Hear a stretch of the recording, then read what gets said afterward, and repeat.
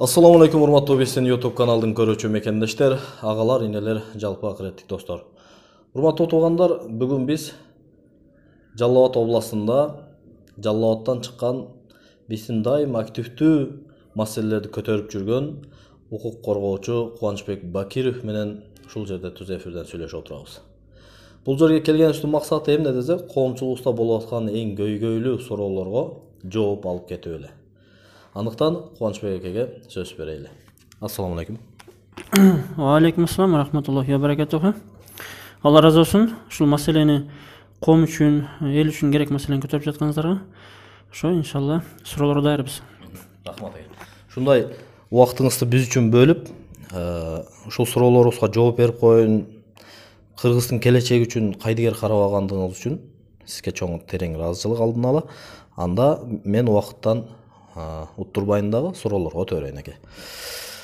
Көптөн бери интернет желелеринде жоолук маселесинде көп чыгып турчу элеңиз. Бирок акыркы учурда азыраак көрүнүп калдыңыз. Эмне себеп болуп атат? Неме бир айдан ашып калды ошо. Акыркы жолу биз Токтогулду тартканбыз.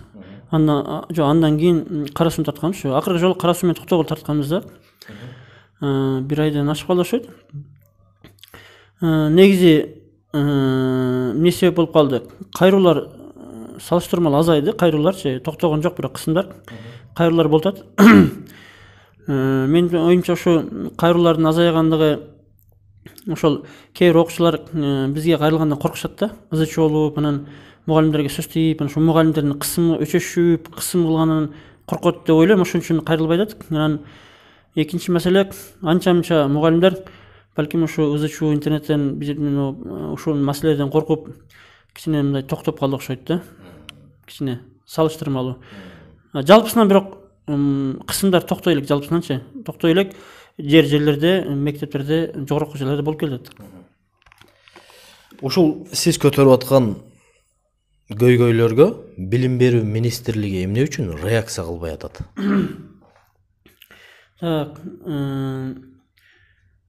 Эмне үчүн чара көрүп, биз мисалы ачык далилдерди интернетке чыгарып аттык. Ачык далил, себеби видео, аудио далилдерди элек билим берүү министрлигине жөнөтүп аттык. Интернетке да чыгып аттык. Билим берүү министри ачыктан ачык чара көрбөгөн аз келгенсип, аны жаап жашырып атат дагы. Каттарында сиз арызыңызда көрсөткөн укук бузуулар орун тапкан жок. Тескерисинче сиз мектептерге барып, мектептердин тынчын бузуп атасыз. Сиз эми кичине нарак бере караштырып, тескерисинче бизге жардам беришиң, кызматташың деп ошентип кат жазып атат. Керек болсо даже түз эфирде ошо билим берүү министринин орун басары айтып атат. Бул кубанычтагы анча-мынча маалыматтар кичине жалган неме болуп атат, провокация кылып атат. Кичине маалыматтар текшергиле деп депутаттар айтып атат. Тескерисинче бизди жаманатты кылып атат да. Демек берде чара көрбөгөн себеби, демек алар ошол мыйзам бузган адам укуктарын тебелеген мугалимдерди, демек ошол кылган укук бузууларын колдошот. Балким алардын тапшырмасы бар, билбейбиз. Демек көз караштары бир. Демек аларга ушул мыйзам бузулуп аткандыгы буларга бул нормалдуу көрүнүш да. Именно өзгөчө ошо мусулман окуучулардын жана жол салынган мугалимдердин укугун бузулганын булар каалашат. Жана аларды шарменде кылып, алардын чукуп, алардын укук бузууларын ачышын каалашпайт да. Каалашпаган үчүн ошо анча-мынча жерлерде мугалимдерди уюштуруп, Кара Сууда 5 мектептин мугалимдери, Базар Кургондо 60 мугалим, Барпыда 1 мектептин мугалимдери, Ташкөмүрдө, Ысык Көлдө 3 мектептин директорлору үстүмөн арыз жазышкан. Террорист, игыл, ана мектептер бастырып кирди. Бизде ошо биздин агайлар жүрөк кармап, скорый алып кетти, сабактар үзүлүп учурат деп курдомат арыздар да болгон.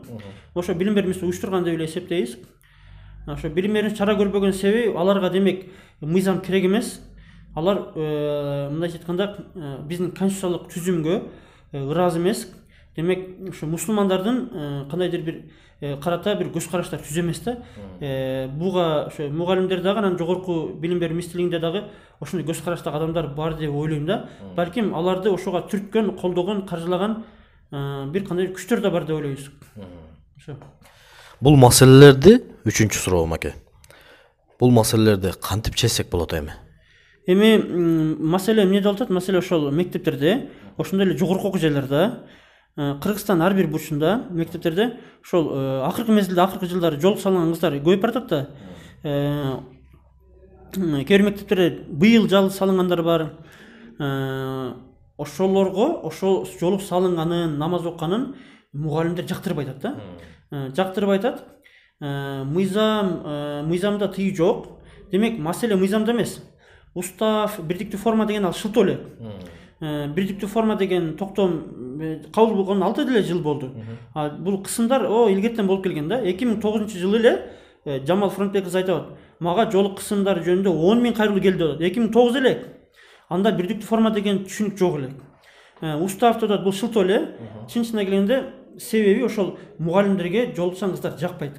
Силер арабтар туруп атасыңар, анан силер жүйдө атасыңар тиги бул. Демек, анын жеке көз карашы гана болуп атабы? Демек, ошо жеке көз карашын кыянаттык кылып, мыйзамды бузуп, кызматында өзүнүн жеке көз карашын басымдуулук кылып туруп, үстөмдүк кылып туруп, кызматына аралаштырып атабы? Бул 100% мыйзам бузуу. Демек, ошо көз карашына маселе. Демек, көз карашын кантип өзгөртөбүз? 50-60га чыгып калган адамдардын көз карашын өзгөртүш өтө кыйын. Демек, ошол качан бул токтойт? Демек, ошолор пенсияга кетиш керек.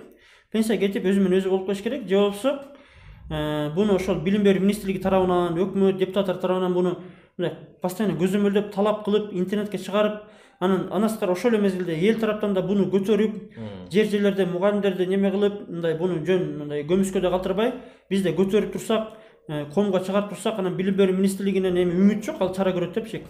Депутаттар башкалар талап кылып, чара көрүп турса, ошондо азайса керек.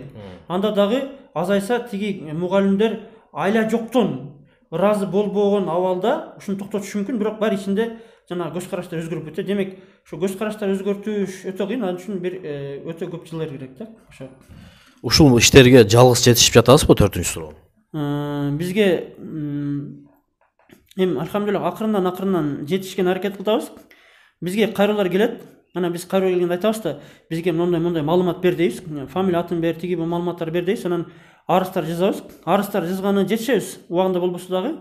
Ал эми бирок көлдөн кайрылат, Баткенден, Алайдан, Карагулжак, Нокат, Ысык көл, Нарын, там Чүйдөн кайрылат да. Ошол жерлерге ысыгында барган жетишпейбиз. Ошол заматта кээде чалсаң, бар колуңан келген кылып ал дейт. Ошол замат бар үрүн келет да, бирок жетишпейсиң, тиги барганда шарттар болот. Бирок Токтогулга мисалы үчүн бардык. Кел, жаныма кел деди.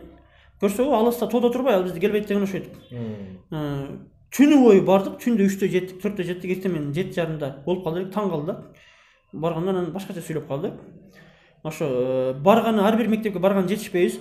Ошол замат барып, ошол мусулман кыздын көңүлүн алып, буну эмне капа кылтасың деп, ошол жерде интервью алып, сен кой, булгунан тура эмес деп, ошого барып жанынан коргону жетишпейбиз, бирок ошол кыздар жанынан коргону муктаж да.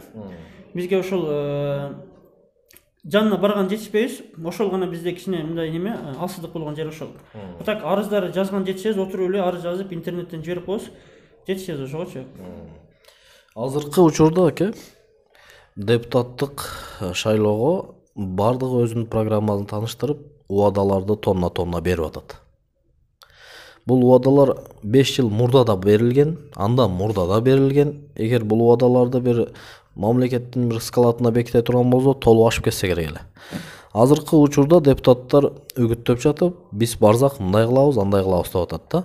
Эртең ушулар шайлоого барып, шайлоодон өтүп, депутаттык местада отуруп калса, ушул маселелерге ушулар кандай жардам бере алат? Азыркы талапкерлердин арасынан бир экөө үчөөсүнөн биз угуп жатабыз. Жолук маселесин чечебиз депчи. Алар буну айтууга эмне түрткү болду деп ойлойм мен. Алар депутаттар булар элдеги болгон маселени чечебиз деп баратат да. Демек, акыркы мезгилде интернетте да жолук маселеси көп чыкты. Демек, ошол убада бергендиги бул табигый көрүнүш деп ойлойбуз. Демек, кээ бир элдер кумтөрү сурайт экен, кээ бир элдер көмүр сурайт экен, кээ бир элдер нан сурайт экен, кээ бир элдер бизге жолук чечип берип, намазыбызды чечип берип, бизге мугалимдер жолубузга кысым кылбасын, биз билим алабыз деп ошону талап кылып атат. Демек, ошол элдердин муктаждыгын талабын чечип беребиз деп убада берген бул жакшы көрүнүш. Демек, бул ошол мусулманды адам катары көргөн, мусулманды эл катары көргөн ошол депутаттар экен. Биз ошол убадасына турууга Алла Таала жардам берсин. Ошол жерге барса, ошону чече алат деп ойлойбуз. Рычагы бар. Биз билим берүү министрлигине кире албай жүрөбүз. акыркы жолу жайында барганда сизди кезекке коюп койдук, сөз министр киресиз деди. Бирок чакырбай атат. Билим берүү өткөндө бирөөлөр барды эле, билим берүү орун басары качты. Биз менен жолугудан качат. Өзгөчө камерамен баргандан. Демек депутаттар барса, депутат министр чакырышы мүмкүн, кириши мүмкүн, прокурор кириши мүмкүн, депутаттын бул колунан келет.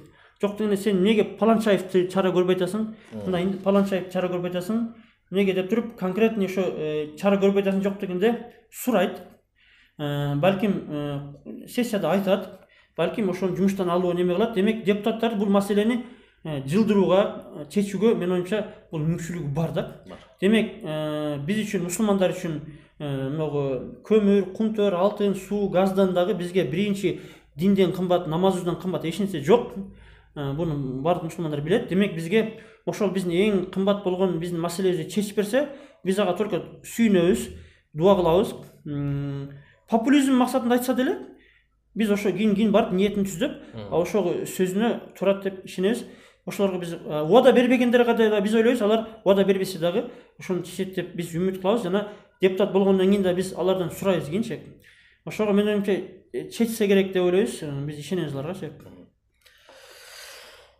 Ушул интернет желелеринде ушул жоолук маселесине каршылык кылган мугалимдер менен талашып тартышып, интернетте аябай дүрбөлөң болду да. Дагы деле болуп атат бул нерсе. Бул маселени өзү негизи сизге чейин же бизге чейин эле ушул бизди жек көрүп аткан кээ бир таксырлар да эмеспи, кээ бир билими барлар да эмеспи, ушулар алдын алып эле ушул маселени чечип, ушул ишке бизди жолотпой эле койсо болмок эле да. Ансыз деле көтөрө турган темалар толтура Кыргызстанда. Бирок ушул маселени ызычуу кылбай эле жөн эле чечип койсо болбойт беле? Ооба, ошондой сөздөрдү биз угуп атабыз. Мисалы үчүн ошол мугалимдердин угабыз, ушуну ызычуу кыла берет, ушу жөн мектептерди барып эле камерага тартып эле ушу буга акча керек, буга подписчик керек, анан буга бир атактан керек, анан бул жөн ызычуу кылып атат, мектептерди баары жакшы, жок жерден эле ызычуу кылып атат дегендер болуп атат. Ызычуу кылбай деле чечсе болот депчи, интернетке чыгарбай деле чечсе болот. Булардын максаты жакшы эмес деп айткандар, анын ичинде мусулман адамдар деле айткандары бар да арасындачы. Негизи бул маселенин этек башынан балар билип кабардар эмес да. Башында биз буну интернетке чыкпай эле келген, арыз жазганбыз. 2019-жылы деле жазганбыз. Арыз жазганда арыздарга чара көрүлбөй келген. Билим берүү министри ошо айткандай жаап жашырып келет. Чара көрбөйт, сиз айткан нерселер аныкталган жок. Чара көрүүгө эч кандай негиз жок деп эле келет да. Сиз жалган айтабыз дегендей кылыпчы. Бул бир арыз. Бизде бир гана жол бар да, арыз жазабыз. Арыздардын пайдасы тийбей атат. Ачык эле азыр күнгө чейин принцип түрдө чара көрбөй атат. Бир. Анан эмне кылдык биз? Анан биз интернетке кантип чыгып калдык? Биз бардык бир немеге интервью алайлы деп барсак, өзүбүздү пошел на дедик, күч колдондук. Анан интернетке өзүнөн өзү эле чыгып кетти да. Анан биз билбедик. Мынчалык интернетке чыккандан кийин Базар Коргон, Сузак, Барпык, Кара Суу интернетке чыккандан кийин интернетке чыкканда да биз кантип атабыз? Биз мектепке барып атабыз, өзүбүз тааныштырып атабыз. Мен укук коргоочумун. Мен жаранмын, мектепке кирген акым бар. Сизден суроо менен бар, болду. Бизге ушундай кайрылуу келип атат. Ушу жолукка кысым болуп атыптыр. Сиз кысым кылып атырсыз, мектебиңизде мугалимдериңиз кысым кылып атыптыр. Ушул эмне негизинде болуп атат? Ушуну биз айтып бересизби, же кысым болбой атабы, жалган сүйлөп атабы десек, болгону суроо эле берип атабыз. Кайрылып атабыз. Суроо берсек эле өзүнөн өзү ызычуу болуп кетет да. Силер кирбегиле, түртүшүп, сен анан тиги бу мектепке кирбе, мен ачык эле уруксат бербейм, мен жакпайт, мен каршымын деп байкасаңар, биз барсак суроо гана берип атабыз. Биз атака кылбай атабыз, сабактарга кирбей атабыз. Биз болгону суроо берели деп эле кирип, жанына келе албай атабыз. Жолотпой, кууп, түртүп, кыласаңар ызычуу ал тараптан болуп атат да. Түртүшүп бизди. Болбосо келгиле, кайдан келдиңер? Укук коргоочу, жакшы экен, эмне маселе?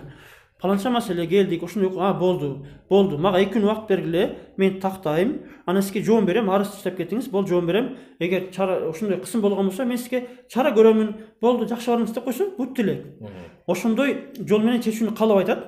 Ошо ызычуу болгондордун баарын карасаңар, адепсиз, этиканы билбеген, динди да билбеген, адам укугун вообще тоготпогон бир мындай айырда отурган мыйзамды сыйлайбы деги. Мыйзамды сыйлабайт эч качан, мыйзам керек эмес эч кимсине. мындай ал жерде отурган эч татыксыз адамдар байкасаңар биз болгон суроо эле берип атабыз да ошо Токтогулда деле, Кара Сууда деле, ошо жана Базар Койгондо деле суроо эле берип атабыз. Ага эске суроо менен келдик, маселе чечилбей атат, ушуну качан чечип бересиз деп эле келсек, жаман көрүп, анан кеткиле, тиги бу деп түрткүлөп биздичи. Буну мындай адекватный адам буну көрө эле атат, изучу ким кылганчы. Анан комментарий окусак, элдердин баары неме? Комментарийлер бүт эл бизди колдоп атат. Чындап эле депчи. Анан өздөрүн шармедак ошо жана Базар Койгонго бардык турабы, жана Оган талаага бардык. Өздөрүн шармендак, изучу кылган өздөрү. Биз болгону барып атабыз, суроо берип атабыз. Анан элге алып чыкпасак эмне болот? Элге алып чыкпасаң, арыз жазып койсоң, баары жакшы, сен жалган айтып атасың деп жаап коет атпайбы тымызын. Элге алып чыккандан коркот экен, интернетке чыгарба деп сурангандар бар. Интернетке чыгарба, сен интернетке чыгарба, мугалимдер, директорлор, райондук билим берүү бөлүмүнөн интернетке чыгарбай эле койчу укам. Мен жөн эле чечип берем. Мага бир озыр айтып кой деп бар мындай акыл эси бар, адекватный андай жетекчилер бар. Алар интернетке маданияттуу. Алар интернетке чыгарбайбыз деле. Көп немелер интернетке бир 10дон 2 эле бөлүгү чыгат да. Көбү телефон чалганда эле болду, укам болду, мен түшүндүм. Кээбилер арыз жазганда эле токтойт. Интернетке бир ошо жана туура эмес өзүн көрсөтүп алган, бизге кысым көрсөткөн, бизге каршылык көрсөткөндөр гана чыгат да. Анан жакшы жерлер да болду. Мисалы үчүн биз барганда жок, эч кандай кысым эмес, мен каршы эмесмин деген мектептер да болгон. Алар интернетке чыккан жок аларчы. Алар чыгарсак, алар чыгарба дейт экен, сен эмнеге алинде мусулмандарга болуш атасың деп кесиптери жактырбайт экен.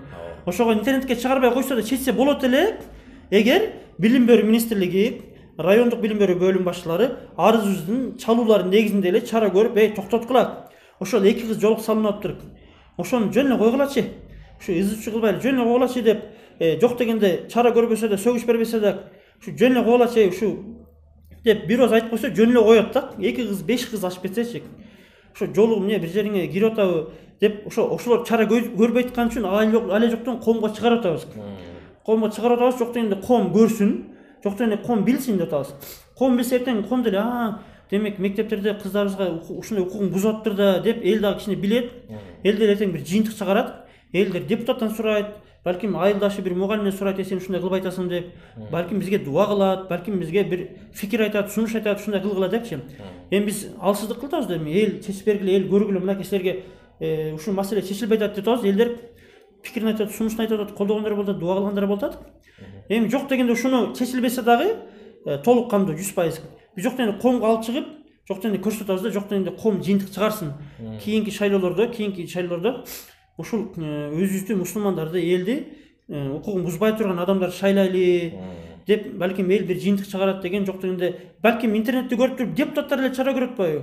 Интернетке чыккандан кийин депутаттар жаны ачышып, интернетке чыгып атат го, эмне сен чара көрбөй атасың деп сессияда айтып атат. Буну чыгарган пайдасы тиеп атат да. Анан бизге окуучулар сурадык да, бизчи. Неме кандай болуп атат силерде, кандай болуп атат десек, агай, сиз жанагы Базар Койгон тияк-бияктар интернетке чыгарганыңыздан кийин эжекелер унчукпай калды, директор унчукпай калды, сиз интернетке чыккандан кийин бул пайдасы тийди дегендер болду да. Ошол интернетке чыккандагы бул көп мугалимдер Кудайдан коркпосок, булар интернетке чыгып өзүнүн чыныгы жүзүн, чыныгы мыйзамды сыйлабагандыгы, мусулман элин сыйлабагандыгы, мусулман элин адамын көтөрүп катар көрбөгөндүгү, жаш кыздарды зулумдук кылгандыгы элге чыгуусун, элге шарманда болуусунан коркут экен да. Кудуш интернетке чыккан үчүн Базар Койгондо Кара Сууда мугалимдер митингге чыгышкан. Интернетке чыккан үчүн алар айткан жок. Интернетте элдер буну ташпараң алыш керек, булар сабатсыздар деп комментарийлерге чыдабай, жаны чыдабай алам кылып интернетке чыкты да, митингге чыгышты да. Демек булар көрдүңөрбү, биз канча неме митингге чыкпадагы, демек элдин бөлүшүүсү, комментарий жазуусу, анча-мынча видео кайрылуу жасагандары бул элдерге, мугалимдерге кадимкидей неме кылат экен, таасир берет экен да. Демек билим берүү министри прокуратура таасир бере албайт, демек эл сөз таасир берет экен. Демек ушу интернетке чыгуусу менен биз элге жеткирип атабыз. Элде акыл эси болсо, кам пикири болсо, алар эмне кылайлы, Кубанч акам эмне кылайлы деп бизге кайрылат. Демек интернет аркылуу көпүрө болуп атат дагы. Биз ошо элден ошол аркылуу бир жардам алабыз да. Демек бул интернетке чыгуусу өзүнөн өзү келип чыкты дагы, бул бизге пайдасы тиет атат. Маселенин чечилүүсүнө. Анан бизде Кудай күбө, атактуу болуу, бонус алуу, подписчик көбөйтүү деген максат жок. Алхамдулиллах биздин рызкыбыз бар. 16 жылдык адвокаттык юридикалык тажрыйбабыз бар. Кудайга шүгүр эле ачкан эмеспиз. Аллага шүгүр, биз анын эч кандай андай кызыкчылыгыбыз жок. Ошо. Акыркы суроом. Бүгүнкү мектеп окуучулары каалагандай, кыздарыбыз тагыраак айтканда, кыздарыбыз каалагандай кийингенге укугу бар да. Биздин мамлекетте туурабы? Албетте бар. Мына ошого кандай деп айтат элесиз? Каалагандай кийинсе болобу? Ооба. Бул уже мен оюмча элдерде түшүнүп бүттү окшойт. Могу мугалимдер айтып аткан устап, бирдиктүү форма деген нерселер бул жоолукка тийип салбайт. Өзү негизи мен ошо бул талашсыз маселе, уже ачык элдер баары билип бүттү. Мектепте жоолукчан келүүгө, анан кээрлер айтат да, бул бетин бекитип алып келип атат дегендер болду да, жана жалганчыларчы. Ошо билим берүү министринин орун басары деле болду. Окуучулар беттерин бекитип келип атат, кара кийинип келип атат, андайлар бирөөсү да факт жок. Бир да факт жок. Мен канча мага кайрылуу болду, бардыгында кыздар ак кийинишип, жүзүн ачык эле кылып келинет. Жүзүн ачык эле.